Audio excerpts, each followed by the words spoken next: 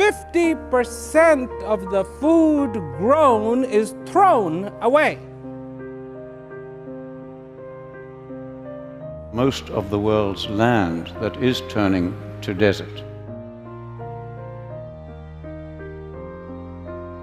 Millions of men, women, and children are suffering and dying. The vital question we have to ask is, can this destructive process be reversed?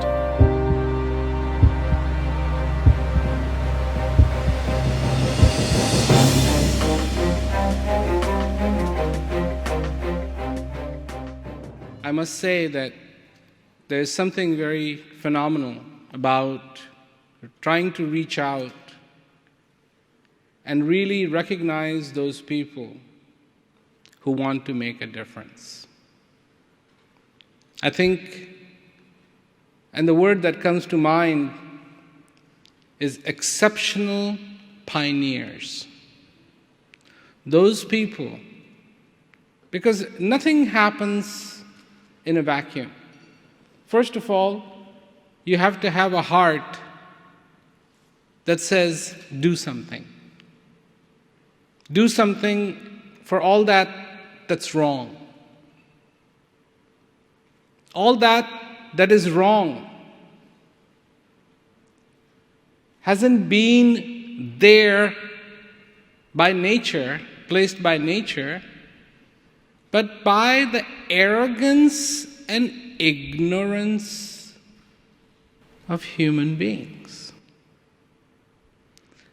The amount of greed that exists in this world, I don't think there is a gauge scale for it. It's off the scale.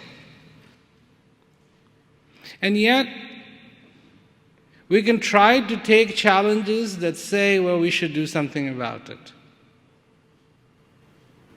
Or, to the credit of those people who say, listen, whether that happens or not, people are suffering, and let's do something about it.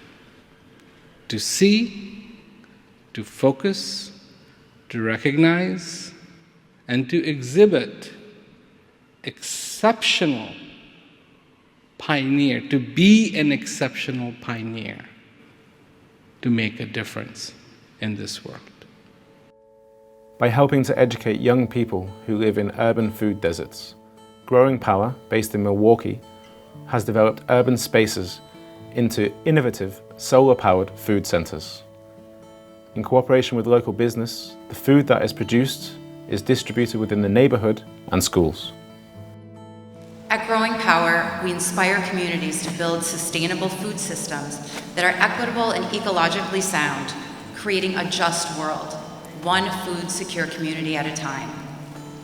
Our projects fall in 3 specific areas. Projects and growing methods. Growing Power demonstrates our easy-to-replicate growing methods through on-site workshops and hands-on demonstrations. We have farms and established satellite training sites in numerous cities. Education and technical assistance. Growing Power educates through local, national, and international outreach for farmers and communities. We also run multiple youth programs, have an active volunteer base, and actively work on policy initiatives regarding agriculture. Food production and distribution. Food production occurs in the organization's demonstration greenhouses, rural farm, and urban sites. Our goal is simple: grow food, grow minds, and grow community. The Center for Holistic Management in Zimbabwe has successfully managed to mimic the behavior of animals. The animals used in this process have become efficient agents of soil regeneration, and this has led to the rehabilitation of the natural ecosystem. By doing so, they have managed to stop desertification. We call it holistic land and livestock management, which is aimed at basically reversing deserts and their effect on food and water, but we use a tool of livestock which we properly manage livestock because they are the ones that cause deserts, but we believe that if we properly manage it, people can gain back their life. So we work through the Savory Institute, which is our global partner. So for the past 30 years on our land, we have seen lands that we never thought would grow grass and rivers that we never thought would flow again, coming back to life, working with our communities as well as commercial farmers. And these results have been monitored for over 7 years with average rainfall or below average, and the results are quite astounding. And socially, we have our community members that have actually regained back their dignity and their pride because they are seeing land that didn't have grass for many years coming back to life. And in some instances, women actually drive the process, and they are very powerful because they are actually restoring their land, feeding their families for a year, getting water back into their land, having water for everybody. Going forward as the Africa Center for Holistic Management, we know that we want to be a sustainable organization that is financially sound and ecologically sound.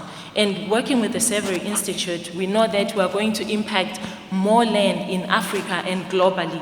And we wish Zimbabwe to lead that process. This, ladies and gentlemen, I believe is hope for humanity, for our children, and for all the future generations. We actually have a slogan at the Africa Center that says, burning and wandering livestock cause bare ground, while soil cover means water. So if you note in that slogan, we say wandering livestock. So with our tool, holistic land and livestock management, we ensure that livestock does not wander, but is moved in a certain planned way so that it grows grass for us. Living Lands South Africa inspires people to bring their social capital to the natural landscape. Landowners, subsistence communities and experts share their knowledge to create a holistic approach to the conservation and restoration of the local landscape. So far, more than 1,500 hectares of land have been reforested. My one big wish is that you listen to the people on the landscape, and that is the biggest problem. You say funders, if we write to funders, they say, I want hardcore outcomes. I want to know how many hectares of plants did you tree, where did you divide the river and what happened. The thing is not that you have to work outcome-based, and I know that's the whole society and that's what we need to do, but try to stop, listen to the people on the landscape. What are their dreams? What are their aspirations? What do they want? And you will see nobody wants a dead landscape. Everybody wants a living landscape. And that's where I would start in every single project. And that's what's happening on the landscape in the Bavians. And you see some pictures where landowners now, together with government and academia, has been restoring the land. We planted 2,000 hectares of indigenous trees. We restored the floodplains, and a lot of other initiatives are coming on, but they're driven by the people on the land. They're owning them, and they're taking stewardship of them. Because what we believe of us living lands, when we want to secure our water and food, we need to create resilient communities that are adapted to climate change and adapted to our economical change, and that's what we believe in. In some areas of Kenya, limited access to food and clean water causes hunger and sickness among children. With just 20 laptops, the Sina e-gardening initiative has engaged school children in e-learning programs on water harvesting, livestock raising and cottage food industries. They have built water tanks and livestock houses, and thanks to CNET's good work, over 4,000 students now have access to clean water and healthy food that is essential for their survival. We focus our attention to schools. We feel that it is in the schools that we can mold the young people. It is the school that we have millions of children that are waiting for us to show them the way. If we show them the way of basic needs of life, and that is what are the food, so that they can fend for themselves later, we would be doing a lot of good to ourselves and to the world, because they would grow knowing how to get their basic needs and that way they would be better world citizens. In fact, what we have done, the place where we are now is the controlled mass release stage, where we have put the initiative into an institution which is data % complete. We will be hosting students overnight. They can come for 1 or 2 days, learn the skills, and go to implement in their schools, in their homes, in their neighborhoods. So there is that multiplier effect. Soil erosion and degradation in 5 regions of India has led to chronic food shortages. Based in Chennai, India, this foundation was set up to combat this. After recruiting more than 5,000 locals, the organization has begun to share their unique knowledge and skills to help develop sustainable farming systems. Be the change you want to be, and we are all here to try to see how we could change the lives of these rural poor people. That is a big challenge for us. These are the various livelihood opportunities which we have promoted on water conservation, harvesting, looking at the livelihoods of tribal communities, and also looking into off-farm employment. Here we look at skill, knowledge, as well as value chain investment opportunities here. This is a new concept now we are promoting at the MS Swaminathan Research Foundation. It is called the Pulse per Child. It's a very different term. This as a new concept for the country, trying to see that could we now address issues of protein hunger, as well as looking into malnutrition, looking at water, food, and nutrition security. We work with 5 different agroecological zones in India, covering about 6 states with about 30,000 population. But what is very interesting is that we achieve all this through 5 important non-negotiables. They are economics, ecology, equity, employment, and energy efficiency. The biggest problem that I see is that the world has been focused on productivity. And actually what my research shows is that productivity follows function. So we need functional ecosystems. We need hydrological regulation, we need climate regulation, we need fertility, and we need biodiversity.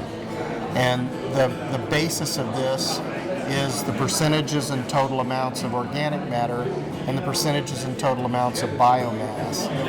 So often we have bureaucrats and policymakers and scientists talking about things, but really the only people who can affect these percentages and total amounts of organic matter and percentages and total amounts of biomass are people who live and work on the earth. So the Water and Food Awards are very interesting because they honor the people who are doing the work in the field. All of those projects today, in one way or another, have highlighted the challenges that we face in terms of water, food, scarcity, desertification, hunger, starvation, conflict, climate change, and of course where there's a danger or a risk, there's always an opportunity. And what's been great is hearing what these wonderful people are doing in their own countries to address these problems and turn them into solutions. The next step will be to scale it up and to roll it out and make it more compliant and make it more commercialized. So it actually also could, in the future, be a very good example how to secure future markets, future food security to the export markets as well. Because in the future, we are 9 billion people, and we have to produce double of food that we do today. And how can we do that? And this may be just only small examples, but it only will work if we can copy it and scale it up and interlink it to what already is going on today on the commercial market and the commercial market's demands. I don't actually think that big companies are necessarily the enemy of sustainable development. Actually, as you said, I worked for Shell. They did some bad things. Big companies do bad things. But actually, when I first joined them, which was the late 80s, they were the first company, ahead of the Greenpeace, Friends of the Earth, that actually understood that global warming was real and it was happening. And they started adapting to it. They moved from coal into gas. Now, of course, they're commercial. It was in their own interest. But these companies have the capacity to understand the way the world's changing and have the capacity to develop the technologies to make it better. And I don't regard them as the enemy. I'm not uncritical, but they have the potential to change, and I regard them as partners. We're all very aware that we have to start doing things differently. I mean, when you think about the Great Recession, why was it caused, and what are we going to learn from the Great Recession so that we do things differently and actually more sustainable? Well, for me, it's all about the circular economy. So it's actually about closing the loop, and that might sound like jargon, but it's actually very simple, because when you think about business, they need to take things, make things, and then they go normally downstream and often, unfortunately, end up in the waste streams, whether that be in the landfills or in the oceans or in the atmosphere in terms of carbon waste. So what we need to do is close that loop so that we are taking waste out of the system. Because waste really, in all its forms, is the problem. Whether it be food waste, whether it be construction waste. If we want to go into a sustainable future, we need to have a collective consciousness around what are the indicators, and what are the determinants for sustainability for life on Earth for human beings. And we know what this is, but we're not focusing on it because we have inflated the derivatives in the economy and we've devalued the source of life, and we need to reverse that. So the flows of financial flows that have been going to carbon traders or to policymakers, they should go directly to the people in the field, because that's the way they can enhance their families, their communities, and the earth, and the best way to sequester carbon, to re-regulate the hydrological cycle, and to naturally regulate the climate.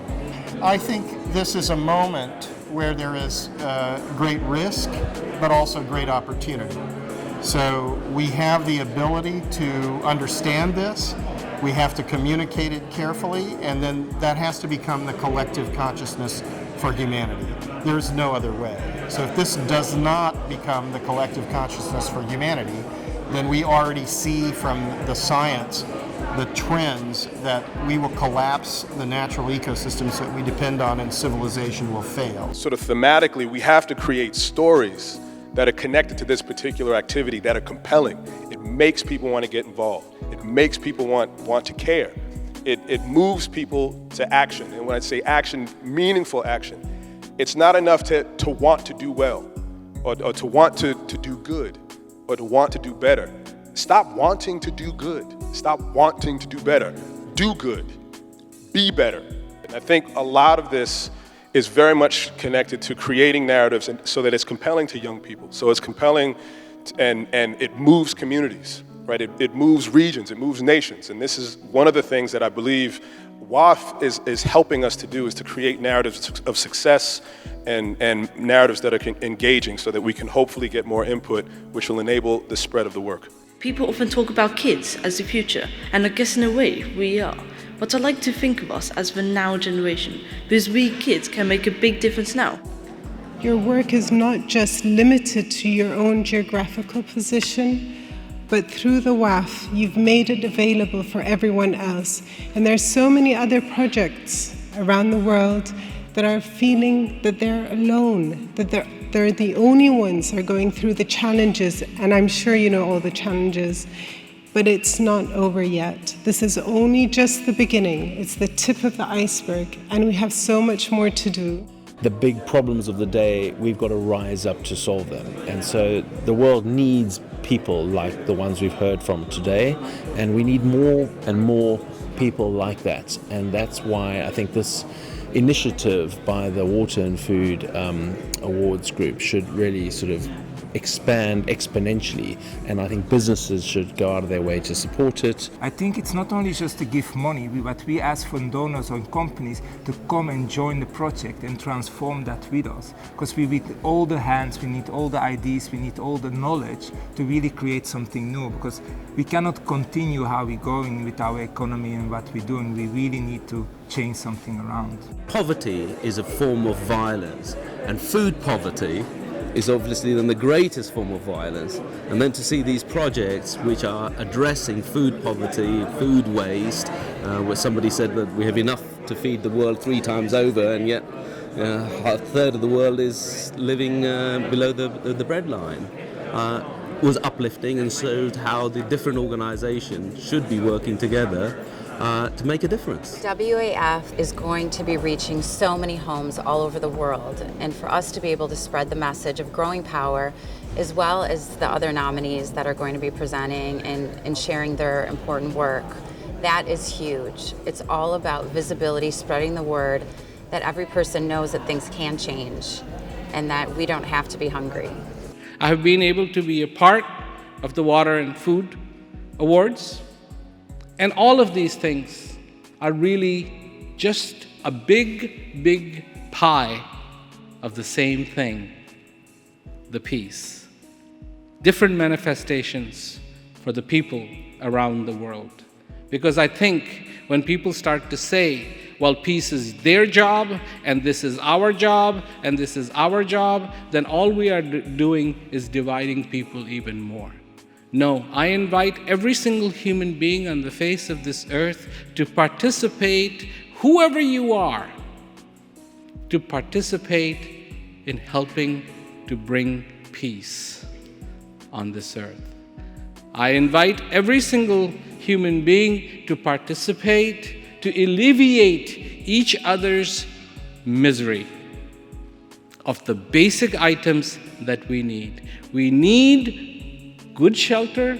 We need clean air. Please, we need clean air. We need clean, good, nutritious, sustainable food. And we need to stop completely contaminating and overusing the most incredible resource that we have, that is water.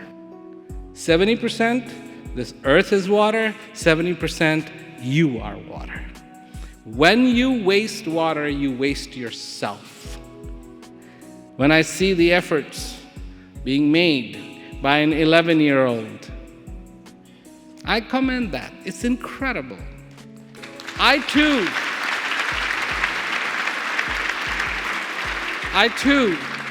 was an 11-year-old once.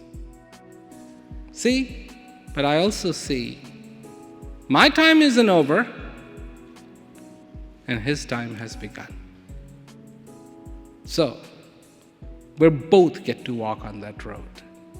Not when people say, oh, this is only for the young people. No, it's not. If you've got one more day to live, you're on. You're on.